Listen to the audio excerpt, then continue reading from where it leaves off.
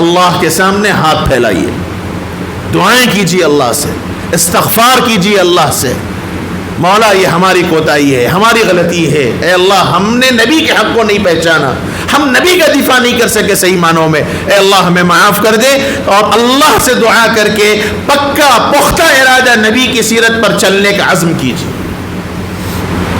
اللہ کے نبی پر کیا حملے نہیں ہوئے تھے اس زمانے میں، شاعرانہ انداز پہ حملے ہوئے، لیکن حضور نے کبھی اپنا جواب نہیں دیا آج تک۔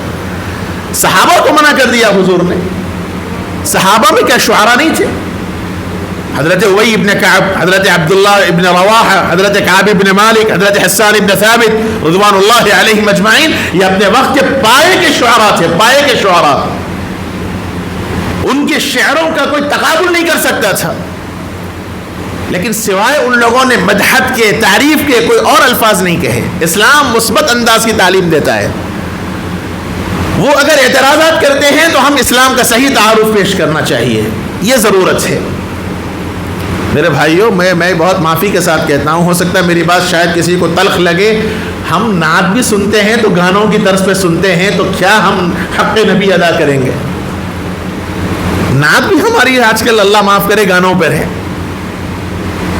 ایسے ایسے دھوم دھڑاکے کی نعتیں ہیں، دف کے نام پر میوزیکل نعتیں چلتی ہیں۔ ہم میوزیکل مین ہیں، میوزک ہونی چاہیے کانوں کو۔ دف دف دف کسے کہتے ہیں وہ نہیں معلوم۔ ہماری ایک ایک نعتوں پہ آپ غور کر لیجئے، نعت کم ہے، دکھاوا اور ریاکاری زیادہ ہے۔ ہونا تو یہ چاہیے تھا کہ عشق نبی پہ اگر نعت سنیں تو اس کے اثرات آنکھوں پر آئیں، اس کے اثرات دل پر آئے، آنکھوں سے بے خیال آنسو بہ جائیں، عشق نبی میں ڈوب جائیں، یہ اصل ہے۔ جھوم جھوم کے کبھی سر ادھر جا رہا، کبھی پاؤں ادھر جا رہا، اور یہ سمجھنے صاحب عشق نبی میں ڈوبے ہوئے ہیں، تو یہ بیوقوفی ہے، یہ دکھاوا ہے لوگوں سے۔ ورنہ عشق تو صحابہ کا تھا، حضور کا ذکر آتا تو بے ساختہ آنکھوں سے آنسو نکل جاتے، عشق اس کا نام تھا۔ ہم نعت بھی سنتے ہیں تو گانے، وہ نعت کیا سنتے ہیں؟ اگر کوئی تھوڑا سا فلمی انڈسٹری کا یا فلمی مزاج والا آدمی ہے تو اس کا تصور پورا وہ گانوں کی طرف جائے گا، اور پورے فلمی شاٹ کی طرف جائے گا۔ ہم ایسے نعت سنتے ہیں، ہم دھوم دھڑاکے کے عادی ہیں، اس سے کام نہیں چلنے والا ہے۔ صحیح معنوں میں عشق نبی پیدا کیجیے، اور بہتر شکل یہ ہے کہ اس وقت اللہ کے نبی کی سیرت کو عام کرنے کی کوشش کی جائے۔ وہ میڈیا کا استعمال کر رہے ہیں، ہم بھی میڈیا کا استعمال کریں، لیکن کس انداز کا؟ مثبت انداز سے، منفی نہیں، نیگیٹو سے کوئی حل نہیں ہونے والا ہے۔ ان کی کوئی چیز آ گئی، ہم اس کے کمنٹس کر دیں، ہم اس کے اوپر گالی گلوچ کر دیں، اس سے کیا ہونے والا ہے؟ کیا جذبات، کیا اس چیزوں کا اظہار ہوگا سوائے یہ کہ مسلمانوں کے جذبات مجروح ہوں گے۔ آپ جذبات میں 4 گالی دیں گے تو وہ پلٹا کے 6 گالی دے گا، حاصل کیا ہے؟ اس کی ضرورت نہیں ہے۔ اس وقت کی ضرورت ہے تعارف کرایا جائے، صحیح معنوں میں اسلام کو بتلایا جائے، صحیح معنوں میں نبی کی تعلیمات کو عام کی جائے۔ وہ میڈیا کا استعمال کر رہے ہیں تو مسلمان بھی اس کا استعمال کریں، اپنے اپنے طور پہ استعمال کریں۔ اس لیے اگر میرا یہ پیغام کہیں دور تک جا سکتا ہے تو پہنچائیے یہ پیغام، میں سب سے گزارش کر رہا ہوں۔ مختلف لوگ ہیں جو یوٹیوبرز ہیں، اپنے اپنا چینل چلاتے ہیں، مختلف قسم کے پوزز دینے آتا ہے، مختلف قسم کی حرکتیں کرنا آتا ہے، بہت سے لوگ کامیڈی چینل اپنا چلاتے ہیں۔ مسلمان ہونے کی حیثیت سے ان کی یہ ذمہ داری ہے، آپ کے اگر دیکھنے والے ہزاروں اور لاکھوں کی تعداد میں ہیں تو ان تک یہ پیغام پہنچائیے ہمارے نبی کی سیرت کیا ہے۔ یہ بھی ایک ذمہ داری ہے، یہ بھی ایک کرنے کا کام ہے۔ اس لیے میرے بھائیوں، جذبات میں مت آئیے، اللہ کے نبی کی سیرت کو پڑھیے، سیرت کا مطالعہ کیجئے۔ ہر ساتھی طے کر لیجئے، یہاں موجود ہر ساتھی طے کر کے اٹھیے یہاں سے کہ آج کے بعد سے انشاءاللہ روزانہ میں سیرت کا مطالعہ کروں گا۔ ٹیکنالوجی اتنی عام ہے، آپ سرچ کیجئے، کتابیں عام ہیں، موجود ہیں۔ میں ایک کتاب کا آپ کو صرف ریفرنس دوں گا، آپ اس کو ڈاؤن لوڈ کیجئے، یوٹیوب پہ بھی موجود ہے، ذکر حبیب نام کی، ذکر حبیب صلی اللہ علیہ وسلم۔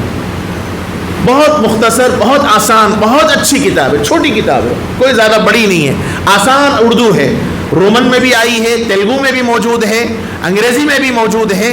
ذکر حبیب صلی اللہ علیہ وسلم. یہ حضرت مولانا عبد القوی صاحب جو ہمارے مدرسے کے ادارہ اشرف العلوم کے ناظم ہیں ان کی لکھی ہوئی کتاب ہے. وہ کتاب آپ پڑھیے, پہلے اس سے شروع کیجیے, اسٹیپ بائی اسٹیپ جائیے. ہر آدمی, نوجوان بچہ آسانی کے ساتھ تھوڑا پڑھ سکتا ہے. تھوڑا وقت نکالیے, 10 منٹ صحیح, اپنی اولاد کے واسطے, اپنے بچوں کے واسطے. اتنا نہیں کر سکتے ہم لوگ. میں اتنی گزارش بار بار کر رہا ہوں, سب سے کر رہا ہوں, 10 منٹ روزانہ اپنی اولاد کے واسطے دیجیے. وقت نکالیے, اپنی ضرور ذمہ داریوں میں سے اسے سمجھیے. 10 منٹ, صرف 10 منٹ, کوئی ایک وقت جس میں ہم سب جمع ہو سکتے ہیں اپنے بچوں کے ساتھ.